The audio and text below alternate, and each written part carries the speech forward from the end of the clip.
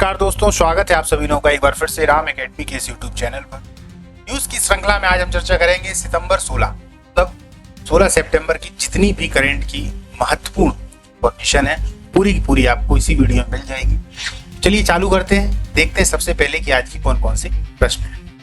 हिंदी दिवस कब मनाया जाता है? अभी हाल ही में मनाया गया है। हाल ही में किस राज्य में अंतर्राष्ट्रीय चाय सम्मेलन आयोजित होगा? अमेरिका के धावक एरियन नाइटन पर कितने वर्षों का डोपिंग प्रतिबंध लगा है? डोपिंग प्रतिबंध हम अक्सर देखते रहते हैं, लगता रहता है जो खिलाड़ी होते हैं उन पर। अंग्रेजी भाषा दिवस कब मनाया जाता है? इस क्वेश्चन को मैं इसलिए लेके आया क्योंकि ऊपर हिंदी दिवस है या अंग्रेजी भाषा दिवस, इसको भी आप समझ। साथ ही साथ सितंबर के जितने भी महत्वपूर्ण दिवस हैं पूरे हम देखेंगे, जैसा कि हर एक क्लास में अपन करते हैं। दिल्ली ने हाल ही में किस राज्य क्षेत्र के लिए पार्सल ट्रेन शुरू की? भारत के उपराष्ट्रपति के सचिव के रूप में किसे चुना गया है? अभी हाल ही में उपराष्ट्रपति के चुनाव हुए थे, उपराष्ट्रपति चुने गए हैं, अब उनके सचिव के बारे में पूछा जा रहा है। राजनाथ सिंह ने किस ऐतिहासिक अभियान को हरी झंडी दिखाई है? प्रसिद्ध गायिका फरीदा परवीन का हाल ही में निधन हुआ है, वे किस क्षेत्र से जुड़ी थी? नेपाल की अंतरिम सरकार की पहली महिला प्रधानमंत्री कौन बनी है? अभी हमने देखा कि नेपाल में डेड जैन जो एक क्रांति है वो देखी गई, खासतौर पर युवाओं के द्वारा। वहाँ का जो भ्रष्ट तंत्र था उसके प्रति जो युवा थे या वहाँ की जो जनता थी काफी ज्यादा परेशान थी, इसी कारण वहाँ का तख्ता पलट हुआ है, उस पर भी नजर। फिर इसके बाद में आज के हम देखेंगे एमसीक्यू। चलिए चालू करते हैं। हिंदी दिवस। हिंदी दिवस कब मनाया जाता है दोस्तों? ये 14 सितंबर को मनाया। 14 सितंबर 1949 को संविधान सभा ने हिंदी को भारत की राजभाषा के रूप में स्वीकार किया। वहां पर ये बात अच्छे से आप मन में बिठा लें कि हिंदी भारत की मातृभाषा आम बोलचाल में है, मतलब कि मातृभाषा का इसके लिए दर्जा नहीं दिया गया है या राष्ट्रभाषा का इसको दर्जा नहीं दिया गया है। हम सब इस बात को मानते हैं, स्वीकार करते हैं, हमारे हृदय में बसी, लेकिन हिंदी भारत की राजभाषा है। क्लियर? इस दिन हर वर्ष हिंदी दिवस मनाया जाता है। इसका उद्देश्य हिंदी भाषा के महत्व को बढ़ावा देना और लोगों में इसके प्रयोग को प्रोत्साहित करना। अब हिंदी दिवस के बारे में हम जानकारी देख लेते हैं, हिंदी भाषा के बारे में कुछ तथ्य। हिंदी विश्व में तीसरी सबसे अधिक बोली जाने वाली भाषा है। भारत में लगभग 44% लोग हिंदी को अपनी पहली भाषा या मातृभाषा के रूप में बोलते हैं। हिंदी देवनागरी लिपि में लिखी जाती है। अक्सर ये जो क्वेश्चन है वो कॉम्पिटिटिव एग्जाम जो है उसमें पूछा जाता है कि हिंदी किस लिपि में लिखी जाती है। हिंदी का उद्गम संस्कृत से हुआ है और इसमें फारसी, अरबी, अंग्रेजी आदि भाषाओं के शब्द भी शामिल हो गए हैं। जैसे हम आज बात करते हैं उसमें हम देखते हैं कि फारसी शब्द भी है, अरबी भी है, अंग्रेजी भी है। लेकिन इसके उद्गम की बात करें तो संस्कृत, इसलिए संस्कृत को आदि जर्मनी भी कहा जाता है। ठीक है। संयुक्त राष्ट्र में हिंदी को अब तक आधिकारिक भाषा का दर्जा नहीं मिला है, लेकिन इसकी मांग को लेकर लंबे समय से जो चर्चाएं हैं वो की जा रही है। भारत में कुल भाषाएं यदि देखा जाए, संविधान की जो 8वीं अनुसूची है तो 22 भाषाएं शामिल हैं। यदि हम अंग्रेजी को संविधान इस तरीके से जोड़ लें, हालांकि जुड़ी नहीं है, लेकिन यदि हम जोड़ लेते हैं एक विशेष दर्जा रखते हुए तो भाषाएं टोटल 23 हो जाती है। लेकिन जब क्वेश्चन आता है तो संविधान की जो हमारी 8वीं अनुसूची है उसमें मूल संविधान में कितनी भाषाएं थी? तब तो उस समय पर जो भाषाएं थी वो 14 थी। उसके बाद में ये जो भाषाएं हैं आगे धीरे धीरे बढ़ती गई और 22 हो। ठीक है, चलिए आगे चलते हैं। अब हम देख लेते हैं सितंबर में जो प्रमुख दिवस है। जैसे 5 सितंबर है तो इस दिन शिक्षक दिवस मनाया जाता है। 8 सितंबर को अंतर्राष्ट्रीय साक्षरता दिवस मनाया जाता है। 14 सितंबर को हिंदी दिवस मनाया जाता है। 15 सितंबर को इंजीनियर्स दिवस मनाया जाता है। 16 सितंबर बहुत बार पूछा जाता है दोस्तों, याद रखिएगा, विश्व ओजोन दिवस मनाया जाता है। 21 सितंबर को अंतर्राष्ट्रीय शांति दिवस मनाया जाता है। 22 सितंबर को विश्व गैंडा दिवस है, जबकि 25 सितंबर को पंडित दीनदयाल उपाध्याय जयंती है। मध्य प्रदेश में ये क्वेश्चन बार बार पूछा जाता है। 27 सितंबर को विश्व पर्यटन दिवस मनाया जाता है। 29 सितंबर को विश्व हृदय दिवस और 30 सितंबर को अंतर्राष्ट्रीय अनुवाद दिवस मनाया जाता है। एक क्वेश्चन आप लोगों के लिए है, 3 से 4 वाली जो हमारी क्लास थी, 3 से 4 सितंबर वाली, उसमें मैंने उस बात का जिक्र किया था। तो आप लोग बताइएगा कि नारियल दिवस वो भी सितंबर में मनाया जाता है, कब मनाया जाता है तो आप लोग बताइएगा। चलिए आगे चलते हैं। अंतर्राष्ट्रीय चाय सम्मेलन। हाल ही में किस राज्य में अंतर्राष्ट्रीय चाय सम्मेलन आयोजित होगा? तो इसका उत्तर है केरल।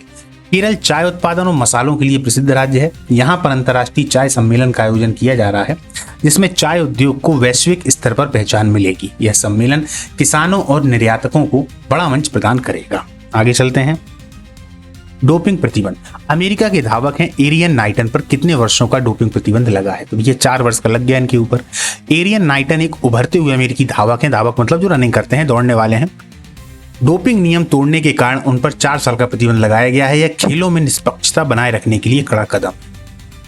अब यहाँ पर हम देख लेते हैं केरल के मुख्यमंत्री, चूंकि केरल की पहले बात की गई थी, तो केरल के मुख्यमंत्री कौन है? पिनाराई विजयन। और राज्यपाल हैं वहाँ के राजेंद्र विश्वनाथ अरलेकर। साक्षरता दर केरल की अक्सर पूछी जाती है दोस्तों, तो कितनी है? 95.3%। चलिए आगे चलते हैं। अंग्रेजी भाषा दिवस। अंग्रेजी भाषा दिवस कब मनाया जाता है? तो भैया ये है 22 अप्रैल। अंग्रेजी भाषा दिवस 23 अप्रैल को मनाया जाता है। इस दिन को महान कवि विलियम शेक्सपियर के जन्म और निधन दिवस के रूप में भी याद किया जाता है। यह भाषा आज विश्व भर में सबसे अधिक प्रयोग की जाने वाली भाषाओं में से एक है। विलियम शेक्सपियर की 5 प्रसिद्ध रचनाएं, इनको जरूर याद रखिएगा दोस्तों, बार बार पूछी जाती है, जैसे हैमलेट है, मैकबेथ है, ओथेलो है, रोमियो एंड जूलियट सबसे ज्यादा प्रसिद्ध, अक्सर पूछा ही जाता है। किंग लियर, बहुत सारे लड़के ऐसे होंगे जो नई तैयारी कर रहे होंगे, उन्होंने रोमियो एंड जूलियट तो नाम सुना होगा, पर उनको ये नहीं पता होगा कि ये विलियम शेक्सपियर की जो है वो कृतियां हैं। दिल्ली ने हाल ही में किस राज्य क्षेत्र के लिए पार्सल ट्रेन शुरू की है? कश्मीर। व्याख्या। कश्मीर के लिए दिल्ली से पार्सल ट्रेन सेवा शुरू की गई है। इस सेवा से व्यापार को बढ़ावा मिलेगा और स्थानीय जो उत्पाद हैं वो देश के अन्य हिस्सों में आसानी से पहुंचाया जा सकेगा। दिल्ली से जो कश्मीर वैली के लिए स्थान है, जो मार्ग है, उसी मार्ग से ये पार्सल ट्रेन सेवा शुरू हुई है। क्लियर। इसमें फल है और भी बहुत सारे सामान हैं जो पार्सल किए जाएंगे। आगे चलते हैं। उपराष्ट्रपति के सचिव। भारत के उपराष्ट्रपति के सचिव के रूप में किसे चुना गया है? उत्तर है अमित खैरे। वरिष्ठ प्रशासनिक अधिकारी अमित खैरे को भारत के उपराष्ट्रपति का सचिव नियुक्त किया गया है। वे पूर्व में कई महत्वपूर्ण पदों पर रह चुके हैं और अपनी कार्यकुशलता के लिए जाने जाते हैं। भारत में हाल ही में हुए उपराष्ट्रपति चुनाव में सीपी राधाकृष्णन विजयी हुए हैं। उन्होंने विपक्ष के उम्मीदवार बी सुदर्शन रेड्डी को लगभग 152 वोटों के अंतर से हराया। इस चुनाव में कुल 781 निर्वाचन मंडलीय सदस्यों में से 768 ने मतदान किया, जिसमें 15 वोट अमान्य पाए गए। राधाकृष्णन को 452 मान्य मत मिले, जबकि विपक्षी उम्मीदवार को 300 मत प्राप्त हुए। यह चुनाव 9 सितंबर 2025 को संपन्न हुआ था। अब वे भारत के वर्तमान उपराष्ट्रपति हैं। याद रखिएगा। महिला जल यात्रा अभियान। राजनाथ सिंह ने किस ऐतिहासिक अभियान को हरी झंडी दिखाई है? तो महिला जल यात्रा अभियान है। रक्षा मंत्री राजनाथ सिंह ने महिला जल यात्रा अभियान की शुरुआत की। इस अभियान का उद्देश्य महिलाओं को सशक्त बनाना और जल संरक्षण के महत्व को समाज तक पहुंचाना है। साथ ही साथ इसका एक उद्देश्य व्यापार को भी बढ़ावा देना है। खासतौर पर जो खाड़ी देश हैं, जो आसपास के देश हैं, उनके महत्व को समझना है। इसीलिए ये जो अभियान है ये शुरू किया गया। आगे चलते हैं। फरीदा परवीन, इनको जरूर याद रखिएगा। प्रसिद्ध गायिका फरीदा परवीन का हाल ही में निधन हुआ है। वे किस क्षेत्र से जुड़ी? तो याद रखिएगा, गायन से जुड़ी हुई हैं।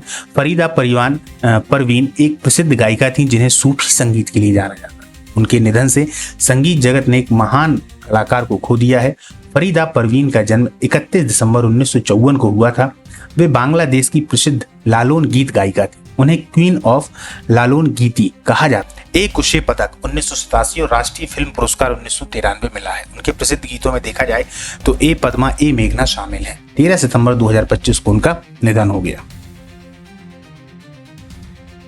विश्व एथलेटिक्स चैंपियनशिप।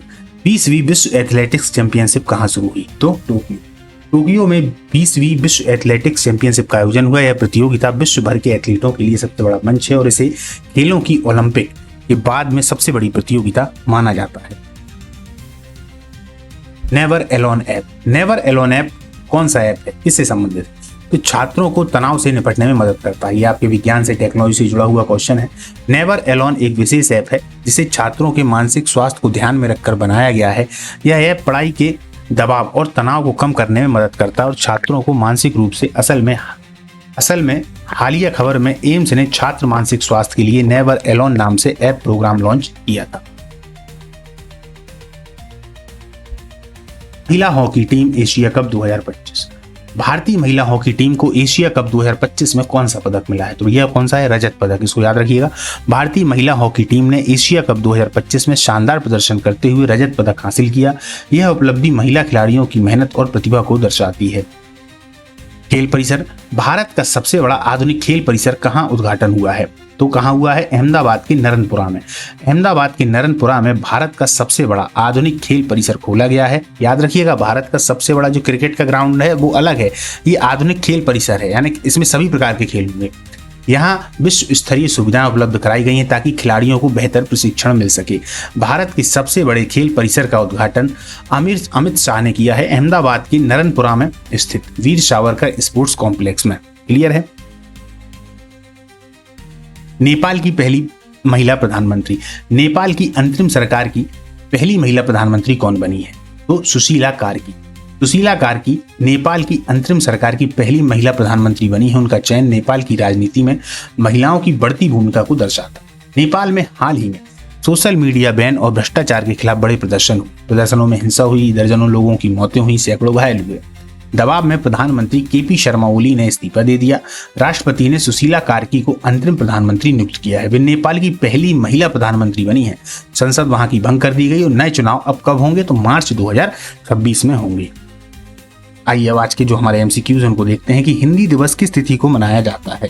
इसका आंसर तो आप लोगों को बहुत अच्छे से पता है, 14 सितंबर को। अंतरराष्ट्रीय चाय सम्मेलन किस राज्य में आयोजित होगा? तो ये कहाँ होगा? असम, पश्चिम बंगाल, केरल, तमिलनाडु। तो ये होगा कहाँ?